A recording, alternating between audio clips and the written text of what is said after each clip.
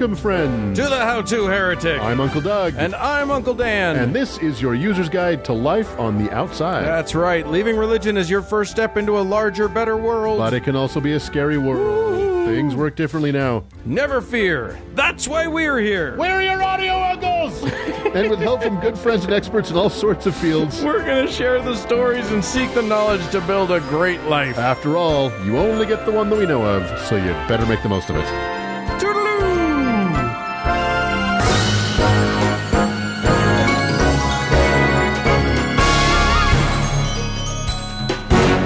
Uncle Doug. Uncle Dan. Last week, Yeah. you and Uncle Mark did a show without me. We did. I'm so mad. We proved it could be done. I am so mad. Yeah. How dare you? Right.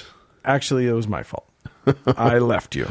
You did. You went on a grand vacation. I went on an adventure. Yeah. I went to Spain. España. Viva España! And it was lovely, and it was great.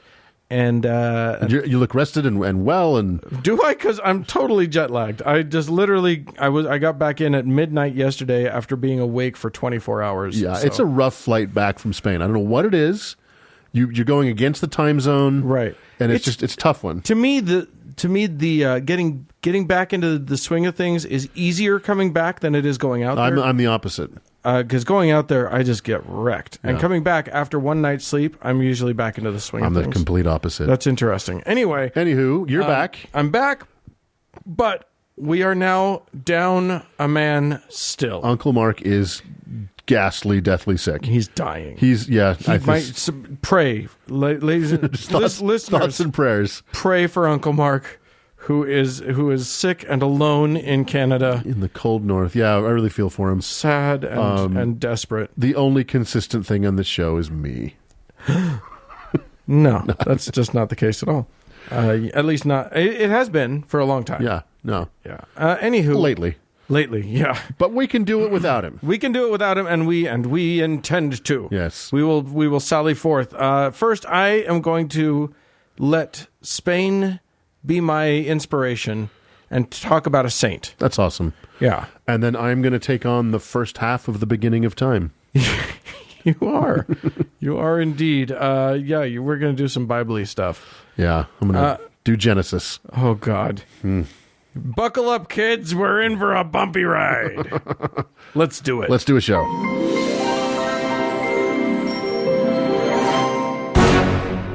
Well, Uncle Dan. Hey. Since Uncle Mark is not with us, I know. What a bum. we're robbed of our usual effervescent banter. Yeah, well, I mean, we're robbed of his whatever banter. He doesn't do much on this show. You and I can still effervesce with great aplomb. Who was the drummer before Ringo Starr? Pete Best. Pete Best. He's the Pete Best of the podcast. Yeah, he is. And he's not here to defend himself, so that's going to just stay. So anyway, here's the thing.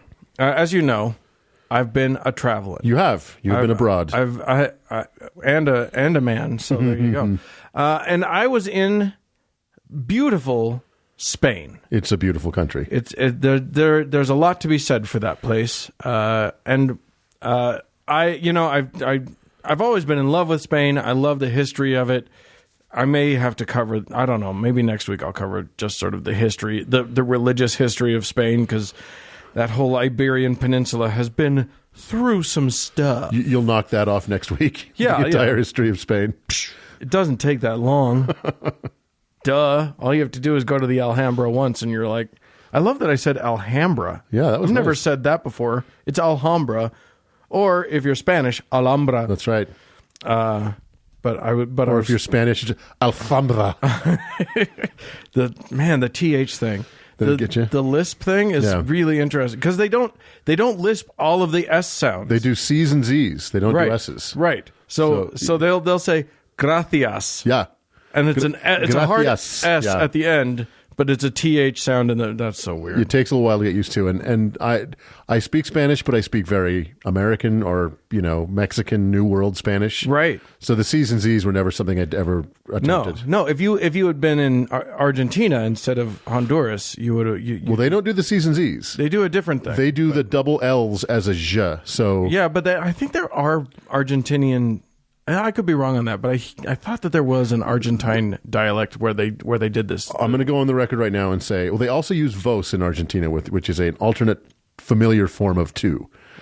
but I'm going to go on record and say the Argentines speak the most beautiful Spanish in the world. Oh, interesting. I really believe that. And, that's cool. And they also believe it. Yes, yeah, they're convinced of it. Yeah. Okay, we're getting sidelined, but I like it. I had a friend who he's Portuguese. Yeah. And he speaks, well, he's actually British, but his family is Portuguese, and he speaks Portuguese. And he was talking about how Brazil has the most beautiful Portuguese on the planet. And he says he thinks it's because of the slave trade and the African influence on the language. Wow, that's interesting. Yeah. Anyway. All right.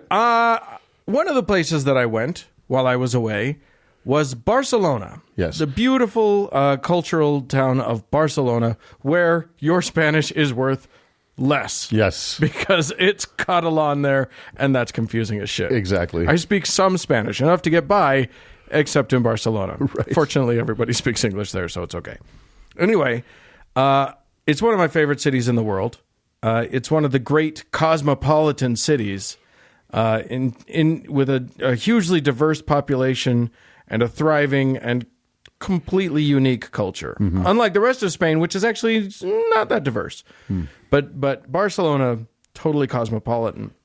It is a city of arts and very much of architecture. If you have not been there, or if you don't know anything about that, if you don't know anything about like the works of that crazy motherfucker Gaudí, buckle up and dig into that, because that is some fun stuff. Yeah, Google, if you have not done this before, Google Sagrada Familia and have your mind thoroughly blown.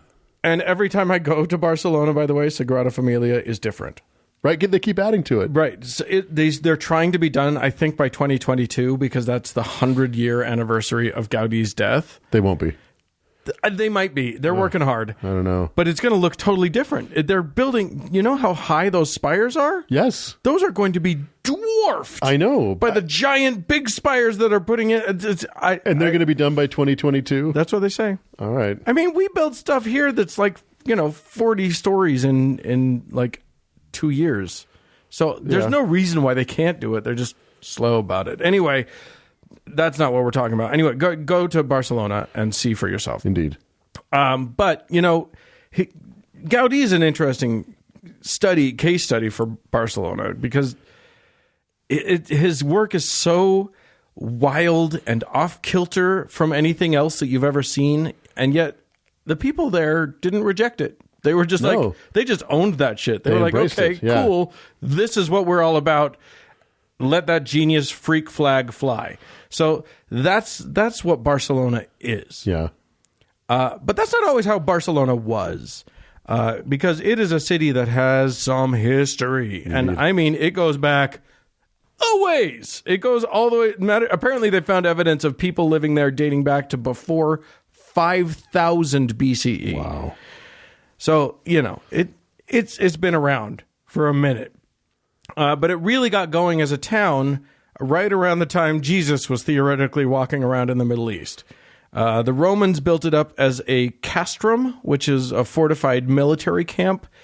They built a wall around it and everything, which the Romans were wont to do. Right. And then every couple hundred years, it was conquered by a different group. The Visigoths, then Charlemagne, then the Moors under Almanzor. That killed almost everybody. Then they were part of Aragon, and then finally they merged with Hispania under Ferdinand and Isabella. So, a lot of history there. But let's get back to that Roman period, because there are still some remnants of that era, both physical and sort of in the collective zeitgeist of the city. One place where all those elements collide is in the lovely cathedral that is the heart of the city's Gothic district. It's a gorgeous example of Catalan Gothic architecture, although the sort of plainness of the old Catalan churches wasn't as cool as the French and German Gothic stuff, so those cheating motherfuckers went and added a neo-Gothic facade at the end of the 19th and early 20th century, which is what looks so stunning right now. So I was shocked to learn that. You were pretty pissed off about I was like, what? That is that shit's new? Anyway. Newish. It's 117 years old. Yes, indeed. It's new. It's newish. Yeah. By comparison to like other Gothic architecture, Right. It's entirely new. Anyway, but it's still a gorgeous cathedral. It's formerly titled the Catedral Basilica Metropolitana de Barcelona, or simply just the Barcelona Cathedral, but it's also known as the Cathedral of the Holy Cross and Saint Eulalia, or Eulalia, or however you want to say it. How do you spell it? Eulalia. Eulalia. Yeah, Eulalie. Eulalie. Sure, why not? Anyway, the cathedral has some really cool features, not the least of which being an elevator that will take you to a pretty awesome view from the roof. Oh. Pretty sure that's not proper Gothic either. No. But I'm not 100% on that. Anyway, another one is that it contains part of the original Roman wall that it was sort of built onto. But one really weird thing is that right at the front of the pews, if you were to attend mass there, right at the front of the pews, there's a wide staircase that's about the width of all of the pews that descends down into the crypt. So if you were to attend mass there and you sit in one of the front rows, you can look up and see the priest on the altar, or you can look down and see this. You can see sort of a glimpse of a stone sarcophagus through a bunch of bars. And who is the revered occupant of this holy sepulchre? Well, as one of the cathedral's names would suggest, it's the first of the two patron saints of Barcelona herself, Saint Eulalia. Right on. Yeah, so actually, it's probably not her, really. Right. But maybe, probably not. Or just a piece of her. Or just a piece of somebody. Right. One of the problems of Saint Eulalia is that there are two of them. Eulalia of Barcelona and Eulalia of Merida, which is another city in Spain. Or maybe there's just one of them and the stories get passed around and messed up and reattributed and co-opted, and they probably were never true to begin with. That is going to be the theme of this show. Right? But here are the stories of Saint Eulalia. You be the judge. Saint Eulalia of Barcelona was a Christian girl, a virgin. So important to mention that she was a virgin. Of course. About 13 years old, who lived in Barcelona around 300 CE, so right about the time of Roman Emperor Diocletian, Christianity's favorite villain for a long time. Uh-huh. Yeah, he was the guy who was credited with popularizing that delightful entertainment of feeding Christians to lions, that sort of thing. Mm-hmm. Anyway, young Eulalia wouldn't obey the edict that everyone had to renounce all religious professions other than belief in the Roman gods. She, like the little Gen Z teenager that she was, valiantly refused to recant her Christianity just because some cishet old white boomer told her to. She was going to be true to herself, and damn the consequences. And damn the consequences. I'm assuming it didn't end well for old ukulele. Nope, no. Unlike the pampered egos of today's teens, okay, I know, I'm a Gen X or whatever, don't at me. Shit got real back in the day. And it got real in 13 specific ways. Oh my God. I present to you the tortures of Saint Eulalia. They began with imprisonment in apparently a very tiny prison. Okay. Whipping. Then combing, which is the tearing of skin using carding combs, wool carding combs. Oh, okay. She was forced to walk barefoot on burning embers. They cut off or burned, depending on who you talk to, her breasts. Rubbed her wounds with rough stones. Jesus. Branded her with cast iron. Threw boiling oil on her. And then, because that's not enough, molten lead. Then submerged her in burning lime. Then locked her in a flea box. And since none of this killed her, put her in a barrel full of, depending on who you ask, knives, swords, or broken glass, and rolled her down the street. Oh, my God. And then finally crucified her a la Ramsay Bolton on a big giant X, Wow. which you can see images of her crucified onto. This was X. all because she wouldn't give up her God and be a pagan. Right. So you'd be the judge of whether she may have made a mistake in that. Because suddenly recanting doesn't seem like such a bad idea to me. She was 13. Yeah, that's the theory. Okay. So I get it. 13 plagues for 13 years or some shit like that. I don't know. Okay. Or let's just keep going. Got him. I mean, I'm guessing, look, plenty of people were actually tortured Sure. for not recanting their Christianity. So that's totally believable. Is it believable that a 13-year-old survived all of those tortures? No. No. Completely unreasonable. P.S. When I say she survived all of those tortures, guess what? She survived all of those tortures. Oh, even the barrel. Then, because she survived all of that, in a flourish that can only come from the bullshit that is a hagiography, she was finally decapitated, at which point a dove flew out of her headless neck. Oh, for fuck's sakes. So there's that. Jesus. And that's how you know she's a saint. You know, if a dove flies out of your neck when you're decapitated, I don't even think you have to go through. I think you're just automatically a saint. Boy, aren't you? The Catholic imagination, 500 CE, I know, is just a painful place to be. Yeah, Slightly less painful than the actual world, but fair enough. right. Yeah, exactly.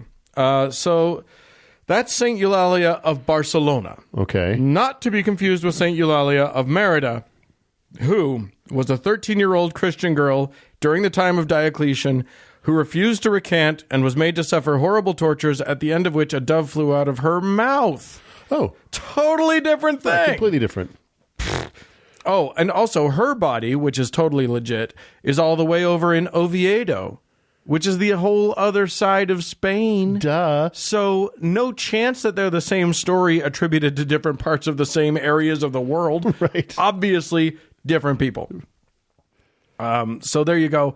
The really funny and sad postscript to the story of Saint Eulalia is that Barcelona kind of doesn't care about her anymore. Oh, really? They kind of left her for somebody else. Oh, they have a new saint. There are two patron saints of Barcelona. And apparently what happened was, in Barcelona, there was a plague of locusts one year. And I have no idea when this happened. I could have done more research, I suppose. All right. But why?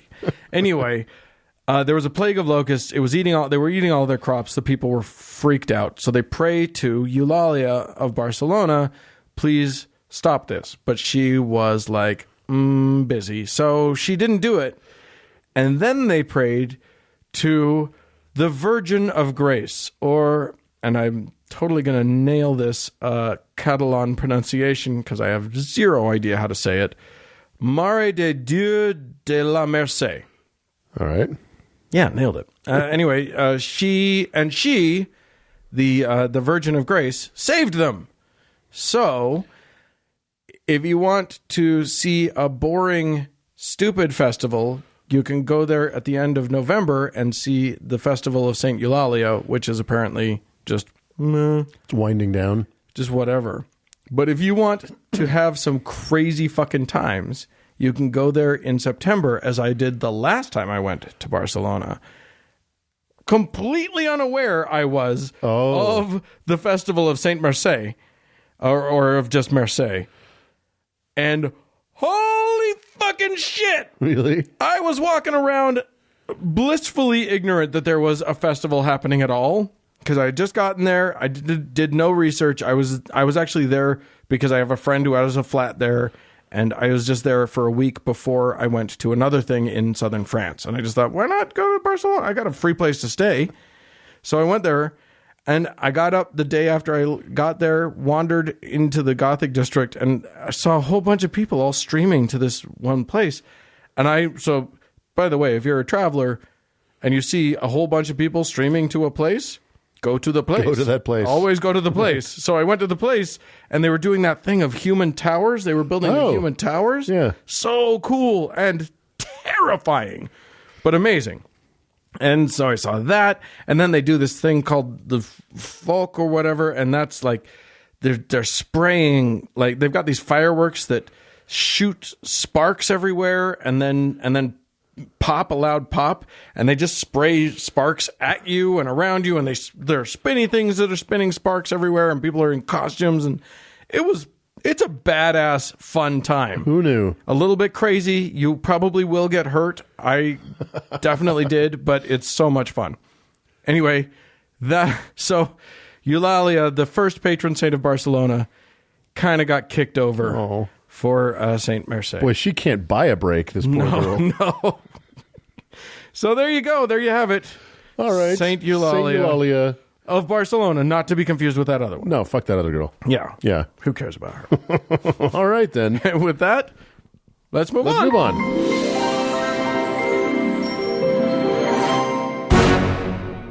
Uncle Dan. Hey. Well, as you have been gone low these past couple weeks and are in fact the keeper of the patrons. I am the patron master.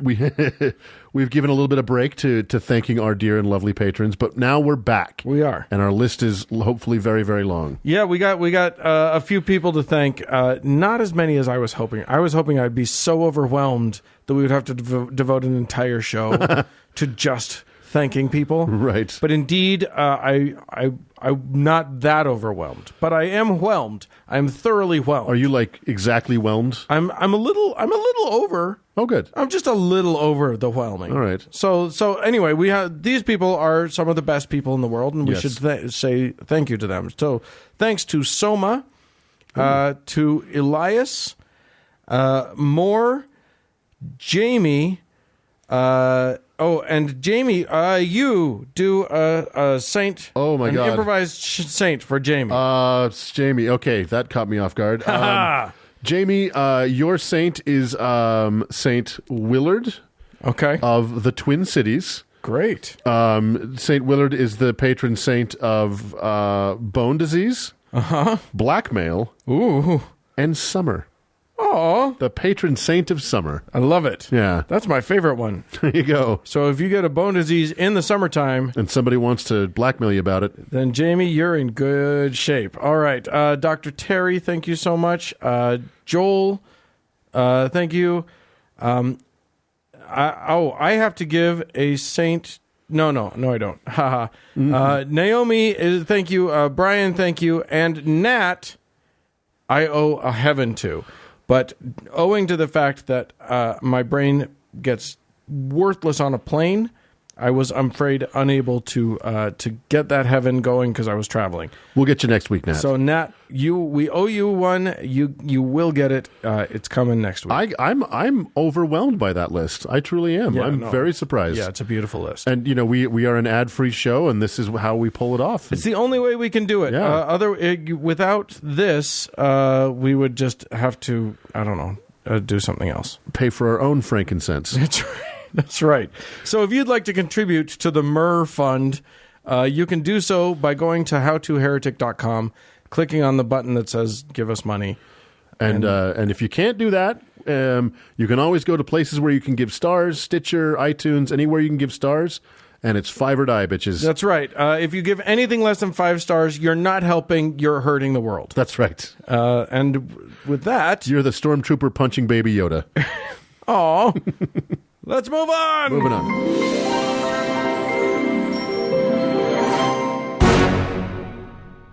Hey, Uncle Doug. Uncle Dan. You know, we like to cover stories from the Bible from time to time on this here podcast. We do. It's a holy book, I would say. I think is correct. It is share that opinion. It is believed to be a holy book. It's actually horrific and awful. Yeah. And, some of the stories that we've told are from that very first book in the Bible. Yeah. The one with all the answers. The one that Ken Ham will go to again and again. Boy. And that's Genesis. Given his life over to that book. Yeah. Yeah, we've covered many of the stories in the book of Genesis before. We did the creation of Adam and Eve in episode 65. The possibility of Lilith in episode 56, the two competing creation stories in episode 47, Onan in episode 49, the Tower of Babel in episode 72. And that's just a partial list. Yeah. There are so many problematic and troublesome stories in the first book of the Bible, it's worth picking apart piece by piece. But then again, sometimes it's worth it to take it on all at once. Oh. And this is the start of a new year. It is. It's the start of a new decade. Yeah. Depending, pedants, do not at us. We understand the Exactly. whole thing. Shut up. Leave us the fuck alone. It's these are the 20s, baby. We don't get That's right. We don't do pedantry in the 20s. It starts with 2. So it's a time of new beginnings. And since if we don't play our cards right, this might be our last year on Earth, I thought I would take on the book of Genesis as a whole. And like we've talked about many times, Christians don't really actually read the Bible. No. They cherry pick. They dip in from time to time and read little bits and pieces. Right. But they don't go at it as a narrative and in a critical way. Yeah, they either read it and ignore most of it. Right. Or they don't read it and say they did. Exactly. 99% of them fall into the second category. If you ask a Christian, have you read the Bible? And they say yes, almost always they're lying. Right. Anyway. Yeah, and you could take their Bible and thumb through it to the parts that are underlined. Right. And you can see where they have and have not read. Well, and the parts that are underlined are because their pastor told them to. Exactly. So what's Uncle Doug's first rule of the Bible? Don't read the Bible. Shorter is better. Right. And if we could excise this book, perhaps over all others, not only would the Bible be 50 eternal chapters shorter, but nearly all of the worst things about the Abrahamic religions, including Abraham himself, would be eradicated from the Bible. Oh, man. Abraham is a trip. He's a trip, and he's a major character. Yeah.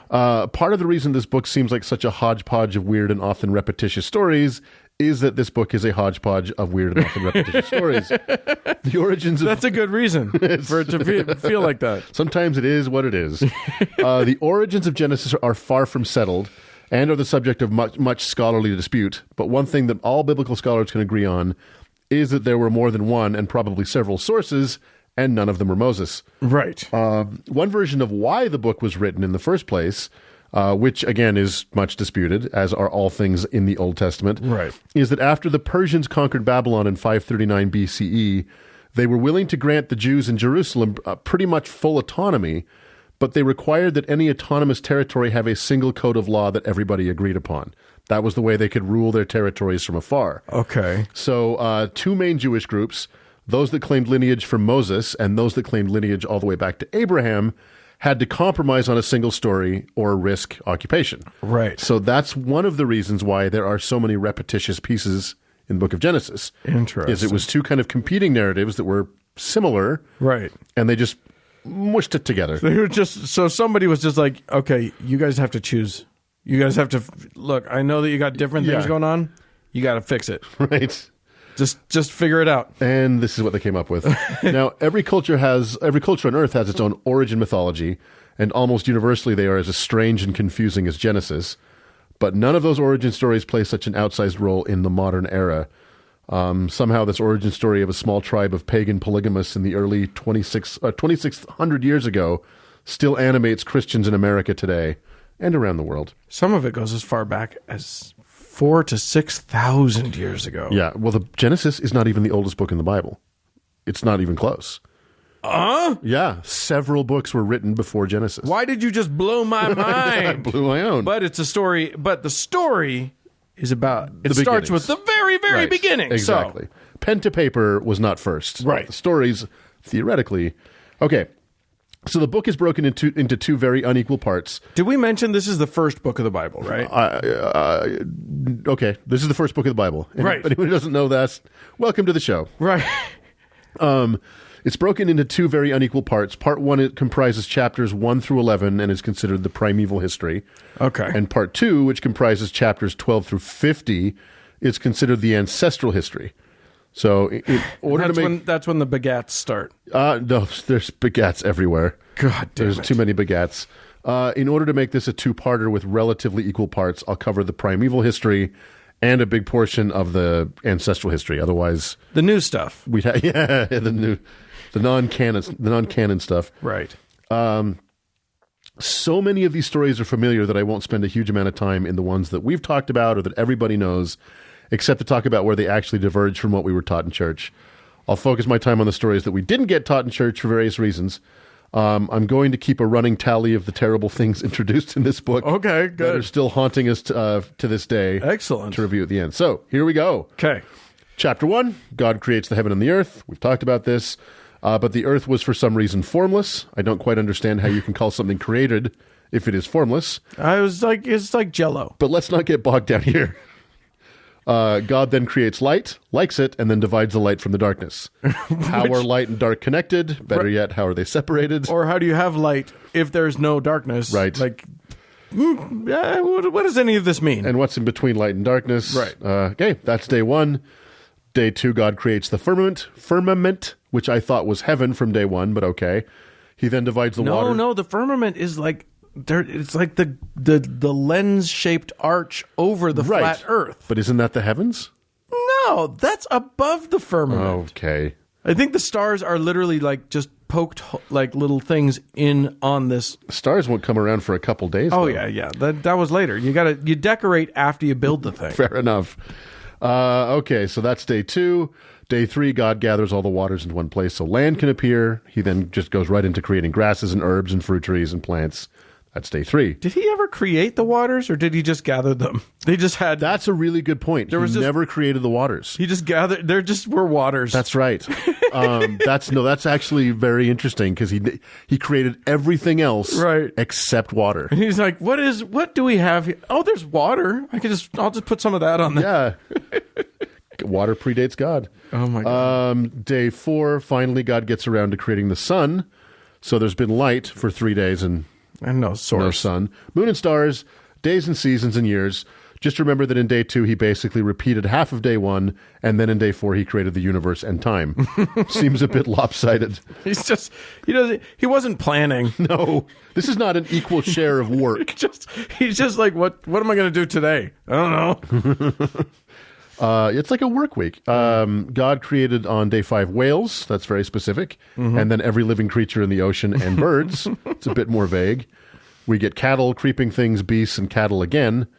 All land animals are created on day 5. Now we get to day 6, and this is where God says to someone, quote, "Let us make man in our image after our likeness, and let them have dominion over the fish of the sea, and over the fowl of the air, and over the cattle, and over all the earth, and over every creeping thing that creepeth upon the earth."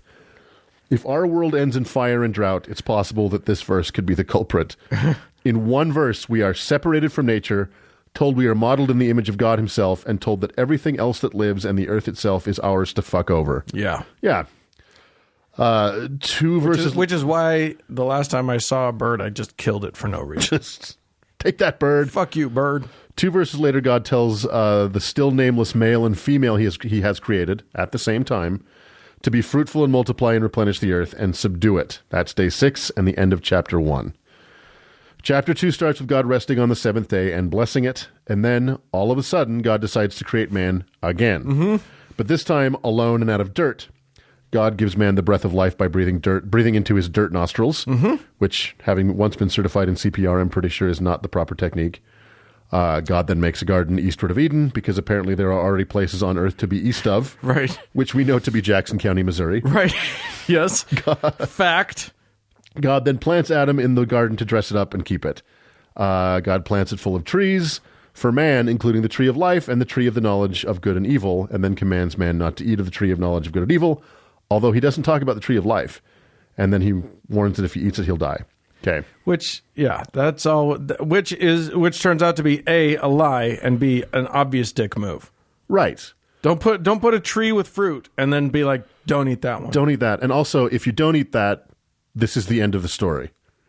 Right. Yeah. Then it's just like the people who are talking about it are just Adam and Eve, and that's it. I wonder how much better we'd be if Adam had not eaten of the tree. Then has Adam, whose name just appears. There's no naming ceremony. Name all the creatures of the earth, right? Which seems like a strange ritual. And then God drugs Adam, forcing him to sleep so he can take a rib in order to make a woman. Yeah. Which again he had already created in the previous chapter. Right. God then commands the man must leave his father and mother and cleave unto his wife. Thanks to this fucking nugget, we get grown humans 2,600 years later chanting, "Adam and Eve, not Adam and Steve, dummies." Right. So Adam and Eve were now naked, but although somebody pointed out, I recently saw a thing online that somebody was pointing out that if Eve was created from Adam's rib. We now know how genetics work. That bitch was XY. She was basically a clone. She's a he. It is Adam and Steve. There you go. Suck it. There you go. And we're done as a podcast. We won. We win. Okay. Again, I'm retreading ground we've covered, so I'll move. Chapter 3 opens with a talking snake, which is never identified as Satan. Right. That tries to convince Eve that if she eats the fruit from the tree of the knowledge of good and evil, she won't die, but in fact, she'll be like God himself. And he's 100% correct. Totally telling the truth. Yeah. He's telling the truth in the story. She's not. And the Lord is not. Or he's not. Yeah, God's not. Yeah, God's the one that's lying, and the fucking snake is the one that's telling the truth. Absolutely. Who is never identified as Satan. I can't reiterate that enough. Yep. Eve succumbs to temptation, eats the fruit, and immediately gives some to her husband, and he eats without hesitation. Yep. They now realize they're naked. They make aprons out of fig leaves. I love that that's the thing. They're like, oh, shit. Oh, my God. The knowledge of good and evil apparently revolves entirely around nudity. Clothing. It's a PG-13 tree. So stupid. God is strolling through the garden looking for Adam and Eve and finds them hiding in shame. As he was wont to do. Yeah. God is so strange in this book. He is up in the sky. He's just a dude. He's just half the time he's just a guy. The other half of the time he's like... He's a djinn. He's all over the place. Yeah. Okay, so caught red-handed, Adam immediately tosses Eve under the bus, and she tosses the snake under the bus. Pissed, God has a fairly disproportionate reaction to the snake, which again is never called Satan. Right. God curses him to crawl on his belly all the days of his life, Yeah. which is what, snakes do. That's how snakes are. Right. Did he have legs before? Probably. We don't know. Right. To Adam and Eve, he says, I will greatly multiply thy sorrow and thy conception. In sorrow thou shalt bring forth children, and thy desire shall be to have to thy husband, and he shall rule over thee. And because of this, we get over 2 millennia of violence and oppression towards women. Yeah. I'm putting that on the pile. Well, I mean, I think that actually predates this book. Oh, and I don't want to say that all of this comes directly from this book. But it's been used to justify it Right. since those words were written. Exactly. I'm just saying this book could be better. Yeah. Literally, violence against women has probably never not been a thing. Right.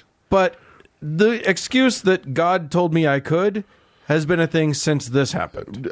Utterly and totally sanctioned by the most holy of holies. Yes, right? indeed. Okay, again, God talks to somebody and says that Adam and Eve have become like us, and so they gots to go. God makes them coats of skin, boots them out of the garden. By the way, let's be clear. He says us. He's not. Yes, he's us not all using the the time. royal we. He's saying, "Hey, other gods who are like me." Several times in this book, he says, "Let us." Go And he down, says it just several like times us. throughout the Bible. Yeah. Don't get it twisted. This is a polytheistic religion. Most definitely. Okay, chapter 4 starts with Eve giving birth to Cain and then to another boy, Abel.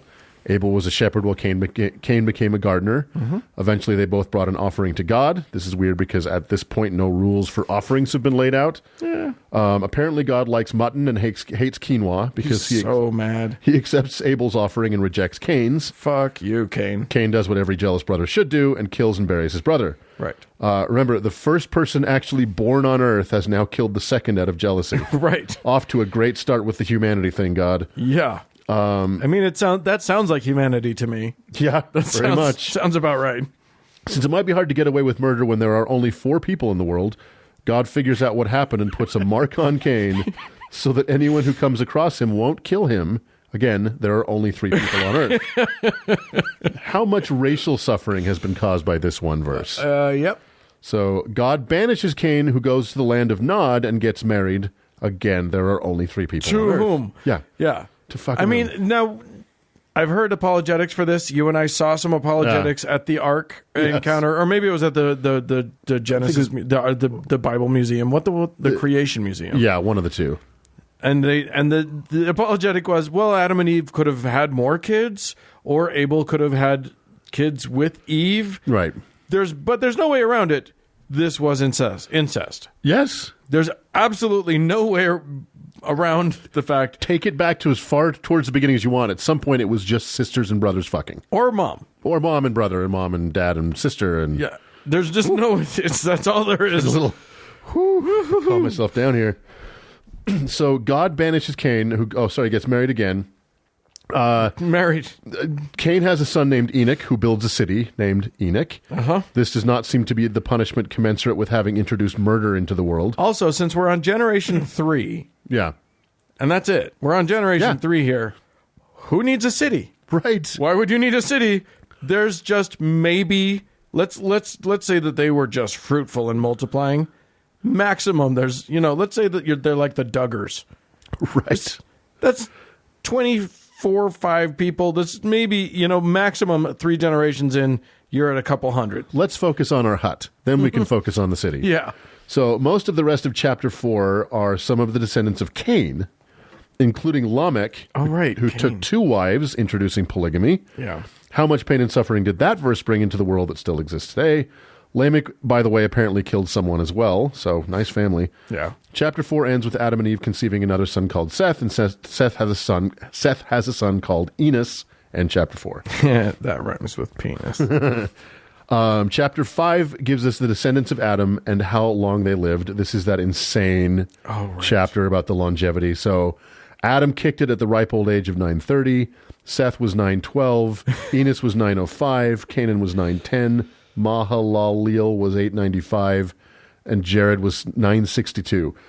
So I guess they could have put the Duggars to shame, really. If you've got several hundred years to live, But and are they good breeding years? Is it good? Like, no mention at all about the fucking uteruses that have to be punished through this process, right? Like, Yeah, exactly. A woman can have children way into her 700s, but beyond that, they go through menopause at about 800, 850, something like that. horrible. So Jared lasted 962. His son Enoch, a different Enoch, only lasted 365 years. But was taken by God and didn't die. So Hey, that's a cool way to go. Now we get to Methuselah, who lived to 969. He's the winner. He's the oldest man in the Bible. We've seen him at the Creation Museum. Yeah, he talked to us. That horrifying animatronic waking old man. When I was only 500 years old. Shut up. You're scaring me. And finally, we get to Lamech, who lived 777 years, and Lamech had Noah. So here we go. Oh, Lamech. Noah reached... He was a stand-up comedian, if I recall. Noah reached 500 years old and had Shem, Ham, and Japheth. Ends chapter 5. There are no women named in this chapter. Chapter 6 starts with one of the weirder anecdotes in the book. This is that very strange one. Apparently, the daughters of men were quite attractive, if undeserving of names. And so sons of God, which were apparently angels, descended down and took mortal women as wives, and bore them children who became giants and mighty men of renown.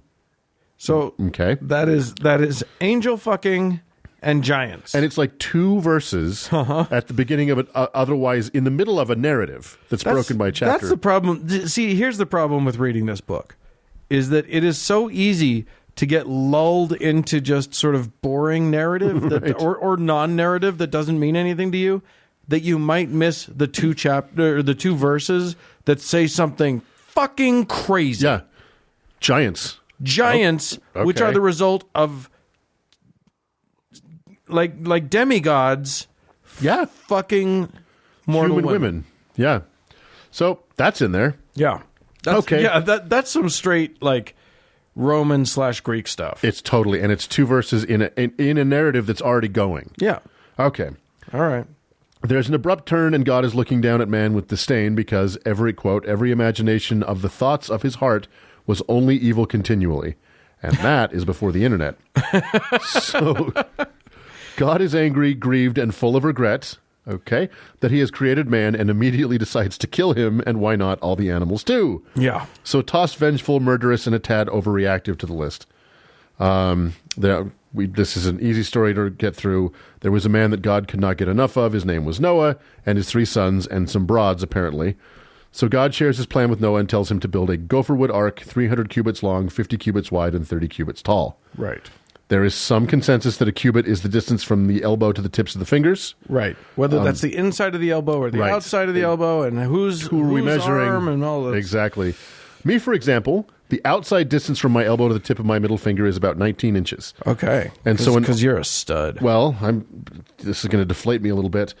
An arc made by my biometrics would be 475 feet long, 79 feet wide, and 47 feet tall. The Ark Encounter was 510 feet long, 85 feet wide, and 51 feet tall. So whoever they're Who the using, fuck's cubit is that? it's like Kareem Abdul-Jabbar's or something Right? like Yeah, that. exactly. They were going with one of the giants. So, of course, in this arc, he is commanded to bring 2 of every animal, including the dinosaurs. Chapter 7 starts with God amending his commandment and having Noah bring 2 of every unclean animal and 7 of every clean animal. Yeah. Put that on your arc. Do this math. Don't do the math. Actually, here's what's great. Ken Ham's group did the math. You can go to their website and they'll explain how it's all possible. I promise. It's all possible. It's not possible. It's not possible. Chapter 8 starts with... so the rain starts as Noah turns 600 and lasts for 40 days and, wouldn't you know it, 40 nights too. And with that, all the animal life except for what was in his boat was killed off slowly. Why wasn't it 40 days and 36 nights? I don't know. That always gets me. It's like, okay, yeah. We know how nights and days work. You're padding it, dude. Come on. Chapter 8 starts with the ark resting on the rocks of Mount Ararat after 7 months at sea. Mm-hmm. But then verse 6, we're taken back to the 40th day where Noah sent out a raven and then a dove to try and find dry land. I'm not sure how that was supposed to work. Right? Like, why would you come back to the boat? Like, okay. Go, lassie, find land. Exactly. Well, the raven didn't, right? The raven didn't, nor did the first dove. He's just sending out just birds. Go on, God, please. So finally, the second dove returned with an olive branch, signaling the end of the flood. That was over at the beginning of this chapter. Noah is so grateful for the end of the flood that he builds an altar and kills and burns 1 of every clean beast in an act of absolutely deplorable resource management. 1 of the 7. Yeah. So now you've got... That's all you fucking got. 6. Yeah, now you have 6. Great. That's enough. It is the first time in the Bible, though, that God smells the sweet savor of burnt flesh. And let's just say he develops a taste for it. Yeah. At the beginning of chapter 9, God again commands a small group of people to replenish the earth and again reiterates that everything on earth is meant for man to do whatever he pleases with. God promises Noah that he won't destroy the earth again with water, no word on fire or disease, and marks this promise with a bow in the clouds. It never actually says rainbow, but I'll allow it. Okay. In a very strange turn that we're all familiar with, Noah plants a vineyard and gets drunk and falls down naked. But in his tent. He's not just out there. He's, at least he's in his tent. Right. Ham sees this and tells Shem and Japheth, who take a blanket and drag it backwards in order to not see their dad's dong. Yeah. Noah finds out and curses Ham because why not? Because Ham accidentally saw his dong when It's kind of on Noah. Dad, you got drunk. This is on you. Do you think I was looking to see your dong? Yeah. By the way, many believe that the curse of Cain came through Ham. Right. So we still get to have black people who are less than Which human. is funny because that is just not how this works. But No.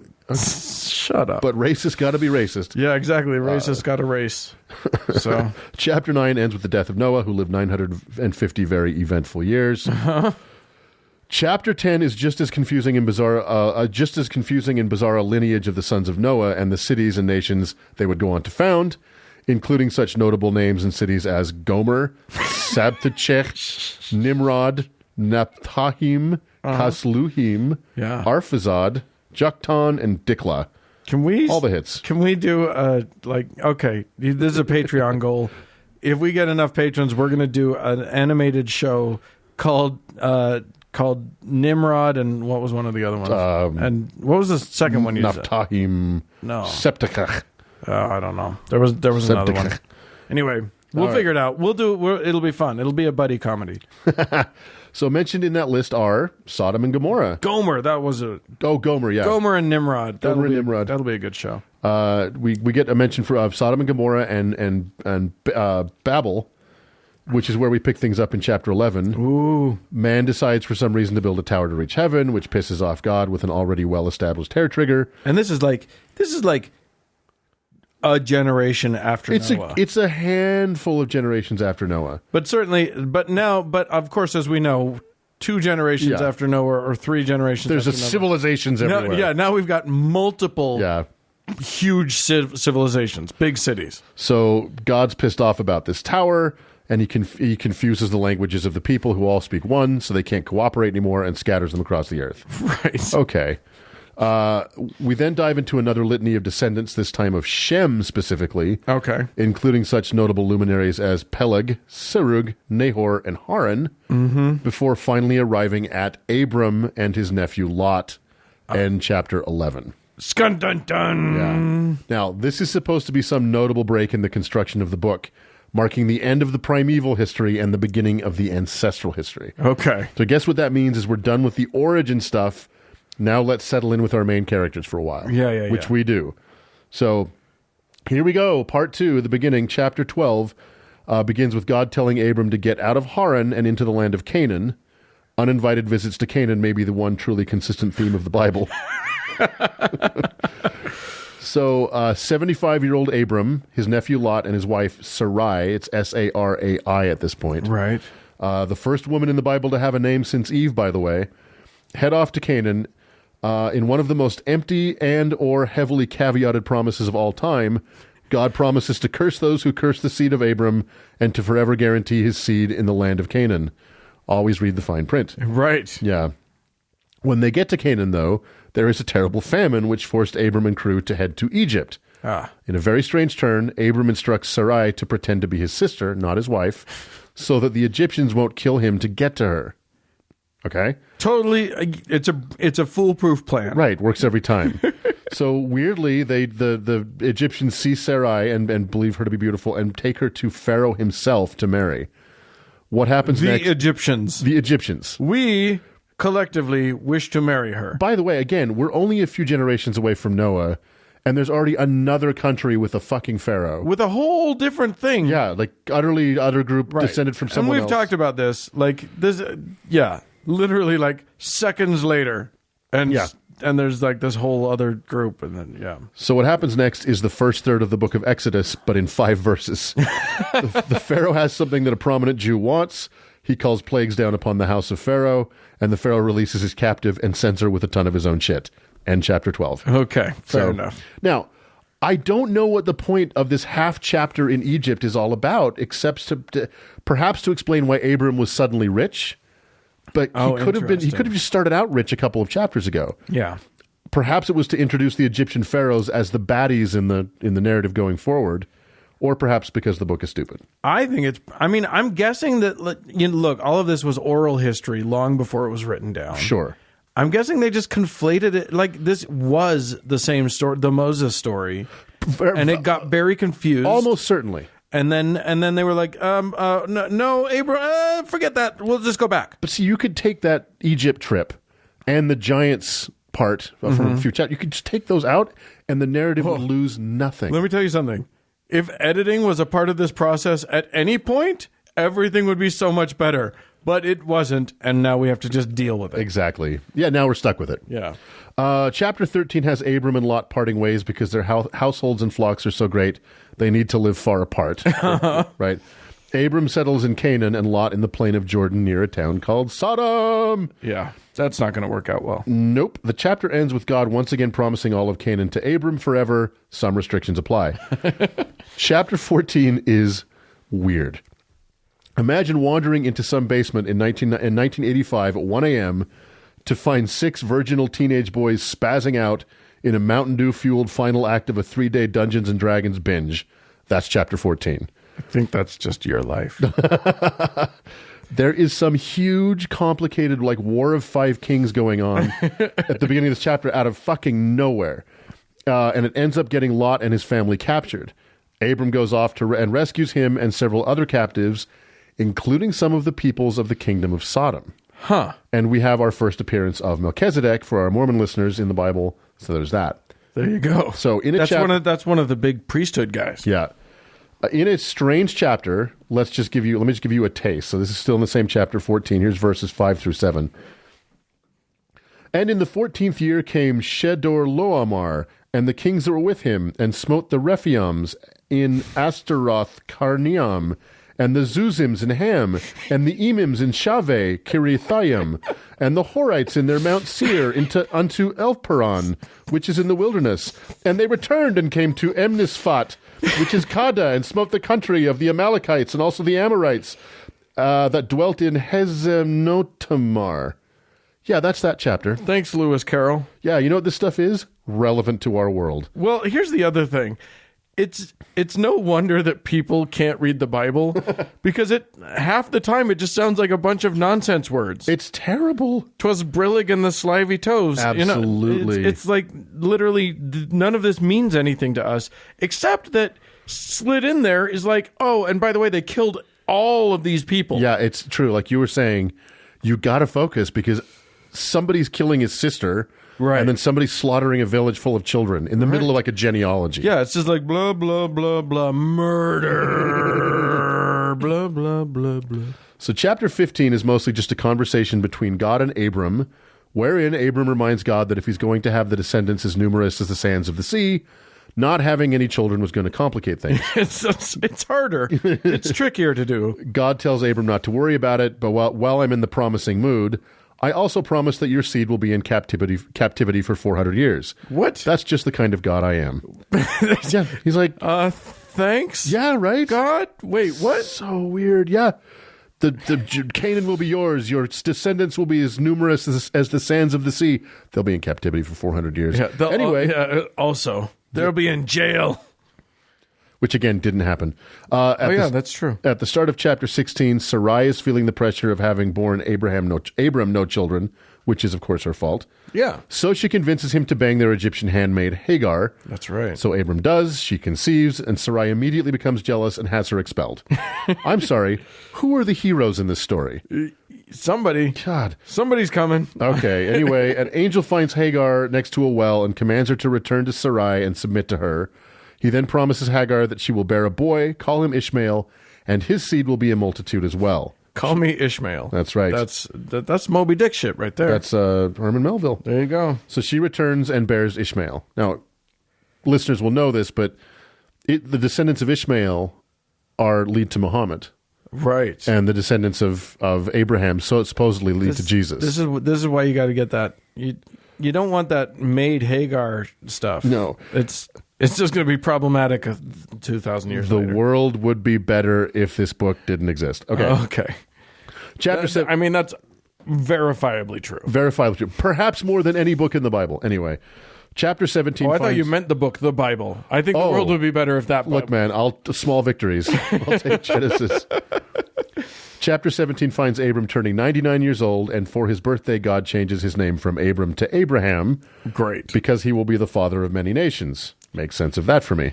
It probably has to do with what the word meant in Old Hebrew, but I'm sure. What is that? But yeah, great. But the Bibles that we get don't help us with that. I needed to know that. Right. And what else does God give Abraham for his 99th birthday?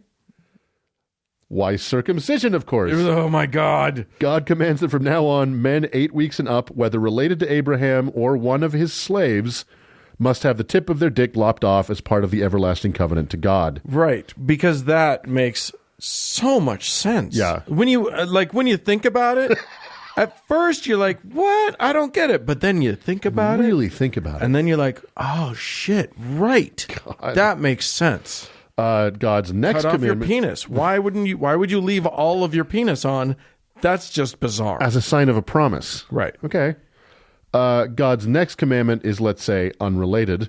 He changes Sarai's name to Sarah. Mm-hmm. God promises Abraham that she will conceive even though she's in her 90s, and that their son will be named Isaac, and that God will reaffirm his promises and commitments with Isaac. Why is Ishmael looking at us like that? Yeah, exactly. Here's what's funny to me. I've always thought, I remember the story of Sarah bearing a child at 90. Yeah. I'm thinking, oh my God, the miracle is that, she's this old lady. That's not an old lady. At this point in the Bible, she's a spring chicken. Spring chicken. That is a young buck and a spring chicken. They are just two young kids having fun in the world. It's like Baby Yoda's 50 years old. Right. Okay, chapter 17 ends with a giant circumcision party. There ain't no party like a circumcision party because Also, you gotta give credit to Abraham, who somehow not only he's the crazy guy in town who cuts his own penis off, and then he convinces everybody else to do it. That is a salesman, my friend. You do not get a better salesman. I'm going to be a little less generous and say that there was probably less convincing and more poking with swords. More forcing? Right. I don't know. All right. Chapter 18 is very strange. It seems as though God appears to Abraham in the form of 3 travelers. Abraham recognizes God and puts out a hasty feast to impress him, which seems like a good idea. Yeah. God once again promises Abraham that Sarah will conceive, which elicits a laugh from Sarah that almost costs her life. Okay. Don't laugh at God. God and his traveling companions reveal that they are headed to Sodom and Gomorrah to mete out some of that famous Old Testament mercy. This is where Abraham tries to bargain with God to not destroy the city if he can find 10 righteous people, down from his original position of 50. He starts at 50. Okay. Says 45, 40, 30, 20, 10. Look, let's start with 1. No? Okay, I'll come up, you come down. Exactly. We'll meet at around 10. How do you feel? So God agrees that nothing really comes of this, which is strange. God agrees, and chapter 18. As chapter 19 starts, God is no longer with those 2 traveling companions who turn out to be the angels in the very famous Sodom story. Okay. So Lot happens to live in Sodom, and he is the first person to see these 2 travelers and convinces them to enter his house. Right. We all kind of know what comes after this. A mob surrounds the house and demands the 2 men come out for raping purposes. Yes. Lot, being a moral man, says... Not for them to rape, but to be raped. Just to be raped. Yeah. General raping. Lot, being a moral man, says, absolutely not. You cannot rape these 2 strangers. Which is the moral thing to say. I have 2 virgin daughters. That's the less moral thing to say. You can, and it says you can do whatever you want with them. I mean, get nasty. Yeah. Again, who are the good guys in this fucking book? Yeah. The crowd isn't having it and rushes Lot, at which point the angels strike the crowd with blindness and save Lot. They then tell him to get out of the city, get his sons and his whore daughters, get out of here.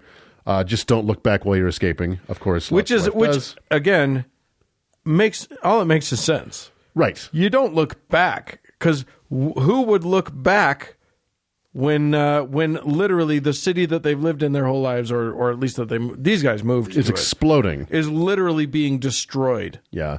Yeah. So Lot's wife looks back and is turned into a pillar of salt. Now, I'm not 100% certain, but I have no other possibility. This is the scripture that Indiana Jones is referring to at the end of Raiders of the Lost Ark when he tells Miriam not to open her eyes. Right? No, because this has nothing to do with the Ark of the Covenant. But it has to do with fire and brimstone and God's fury and all that. I don't know. I could never find out which one. I think it's this one. Anywho. I think Spielberg might have just made that up. Sodom and Gomorrah are destroyed with fire and brimstone. Now, out of fucking nowhere, Lot's 2 daughters come to the conclusion that there will be no men in their lives, so they might as well get daddy drunk and fuck him. Right. Which they do on successive nights. Like, they're convinced that the whole world is dead. Every other human is dead. They've got it. The future of humanity rests in them. Yes. And you know what is the best cure for that hellscape? Pregnancy. Right. Yeah. So they fuck him on 2 consecutive nights and both get pregnant. The 2 children eventually would be called Moab and Ben-Ami. Yeah. They rape their dad. They raped their dad. So let's end all this with a major twist that nobody saw coming or cared enough to think about. Chapter 20 finds Abraham again traveling with Sarah. As they come to Gerar, no idea, Abraham once again tells Sarah to pretend to be his brother, which she does.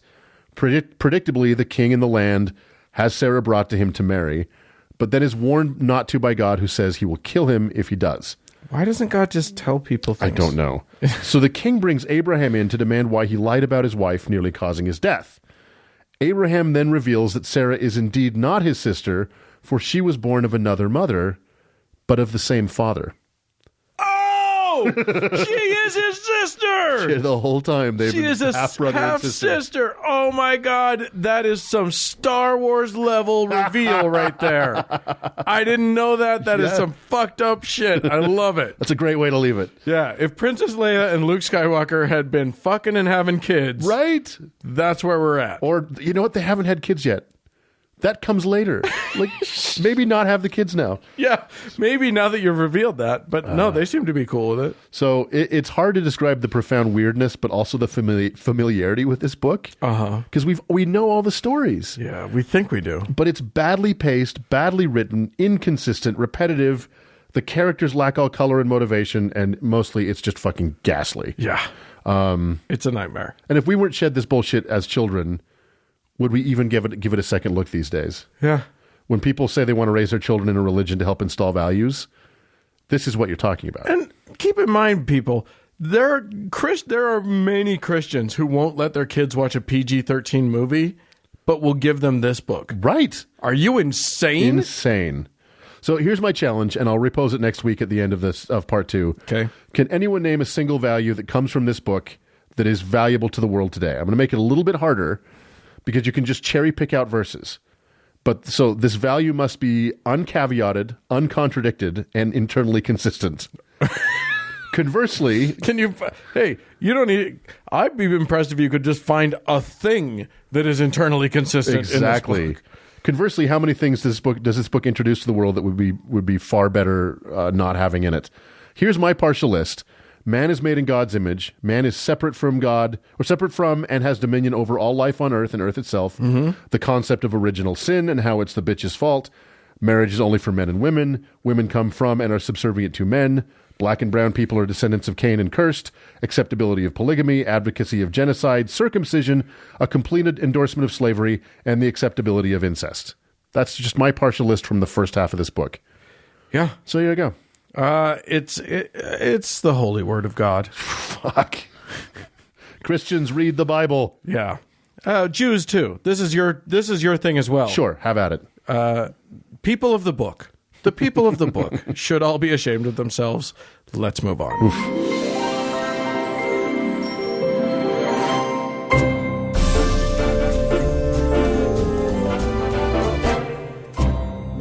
Well, friends, that's it for this week's show. Hey, we'd love to hear from you. Send us an email at, that would be howto@howtoheretic.com. Or leave us a voicemail at 903-88-HOWTO. That's 903-884-6986. Also, Uncle Mark is on Twitter when he's not on death's door. Yeah. He was retweeted by David Crosby. I know! Isn't that amazing? Anyway, hey, thanks to Cody Layton for editing the show. Thanks to our patrons. There you go. And thank all of you friends for tuning in. Bye, friends.